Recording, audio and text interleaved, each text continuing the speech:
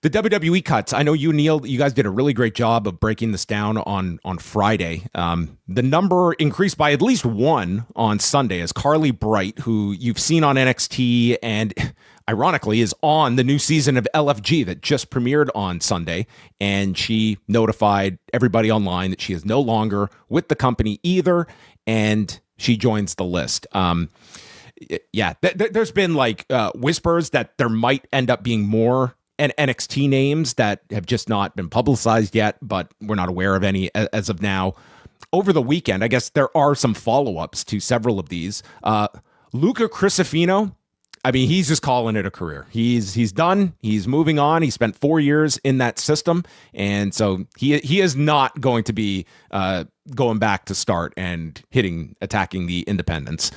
I guess what got the most attention over the weekend was obviously a lot of support for Kairi Sane, which did kind of mirroring the R-Truth situation from a year ago, did extend onto television tonight with the chants for Kairi Sane. And there were, of course, the We Want Kairi hashtag that Kathy Kelly even contributed to. And then strangely, that tweet disappeared afterward. And it seems that this is kind of the WWE has sort of made its own bed because they did set out this template a year ago with R-Truth that if you are really upset about someone being fired, this is how you go about doing it. And I mean, last year they did react and brought back R-Truth, and at least Kairi is the one that seems to be the one that fans have gotten behind the most of these cuts over the last couple of days. Certainly, yeah. I think she might be the most shocking person, but considering she was in the middle of a storyline that I thought was pretty well received, and also I think you could say is beloved, as a talent on this particular roster, certainly by her fellow roster members. So she's also one that I think, I mean, it probably can go anywhere else she wants to if she wanted a job.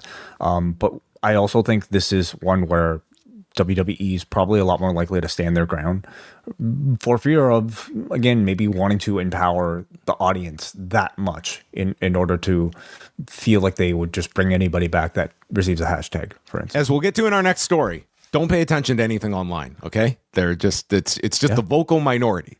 Except when we say we listen to our audience, and then it's not a vocal minority. So it all depends. It's situational. But I wanted to ask you some thoughts on just several of the performers and where you think would be.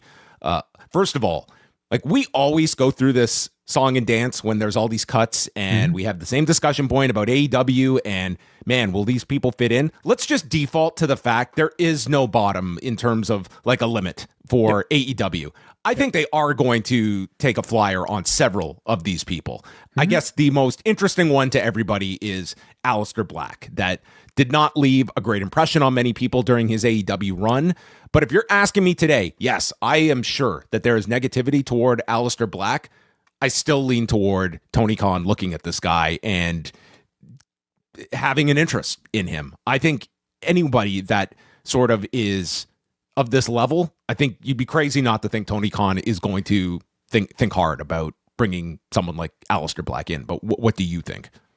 Just purely as a talent and as somebody who I think you could use to create, I would say, benefit to the show.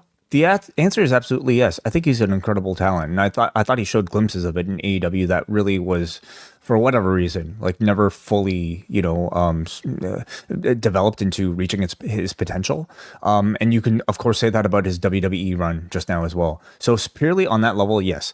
The question is whether or not you would want that if it might disrupt, whatever chemistry and harmony that it currently exists in the locker room. The difference between, an Aleister Black and maybe somebody like an Andrade who recently came back is the fact that this was for whatever reason, you have members of the AEW roster who feel emboldened enough, strong enough about this one to be vocal on social media, like a Sean Dean, like an MJF.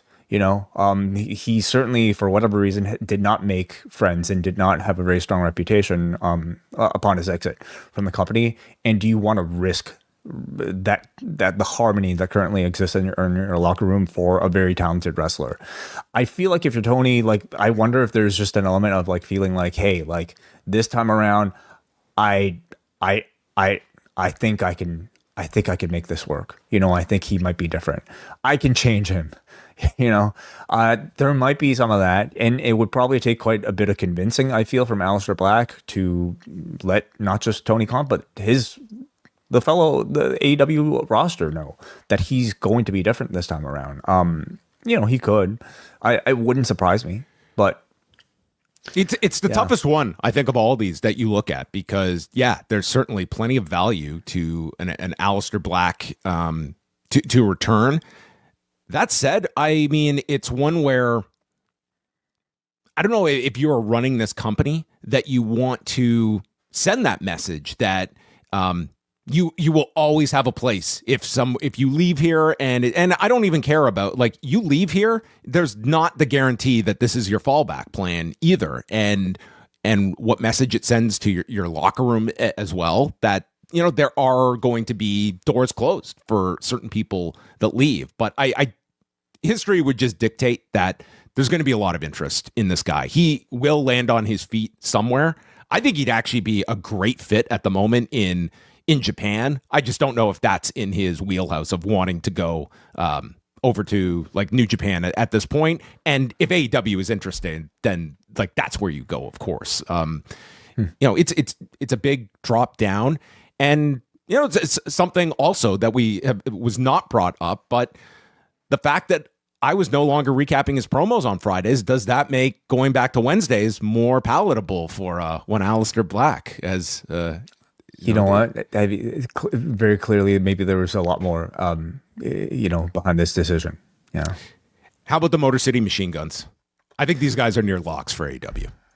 I think so too. Yeah. Like reportedly, they were already offered a contract from AEW and then chose WWE instead. So I wonder if that might reflect poorly on them, like who wants to be the second choice. At the same time, still, it's like, how could you not salivate in some of those matches that could happen between the Machine Guns and what might be arguably the best tag team roster in the company. I also think there's, with them especially, there's probably some element of wanting to take a team that was not showcased and did not receive the airtime that I think they deserved, certainly towards the latter half of their run on WWE, and instead profiling them and making them feel like a bigger deal, you want to say, on AEW. So I definitely think that they'll probably get a look. Yeah. There's Zoe Stark. I could certainly see having interest in AEW, in TNA. One interesting one, and it's totally going to be like, this is a wild card because you don't know what her plans are going to be if she wants to continue wrestling, and that's Tamira Mensah Stock. Like, I think undeniably RAF is going to try and bring her in to do wrestling for them.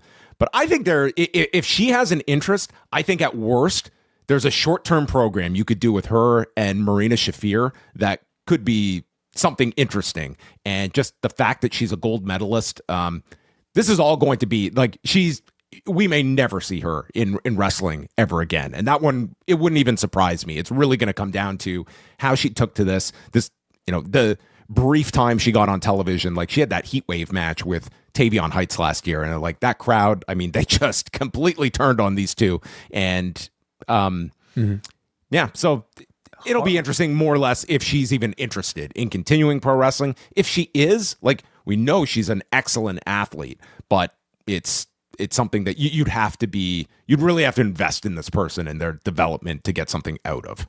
Kind of harder for me to see her like get a main roster AEW, really anything.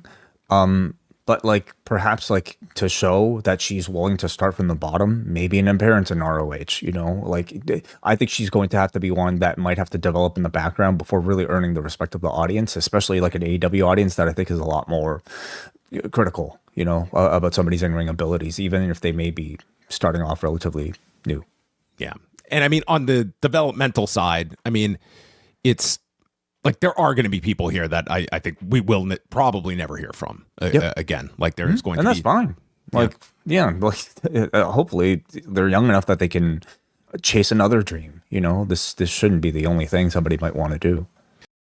If the Post Wrestling Cafe were to undergo a drug test in the month of May, we would be testing positive because we are overloaded with content. We are going to be reviewing Hulk Hogan, Real American, all 4 episodes this month. Plus, we will go inside the Manosphere with a review of the latest Louis Theroux documentary. We will also have coverage of the Ronda Rousey-Gina Carano fight, also taking place on Netflix. Rewind Away tackles WCW Super Brawl 2, and we cover NXT TakeOver Brooklyn from 2015. All that, plus all of the XL editions on a weekly basis, Collision Course, Daredevil Born Again, and so much more. It can all be yours at postwrestlingcafe.com. $8 gets you in the door.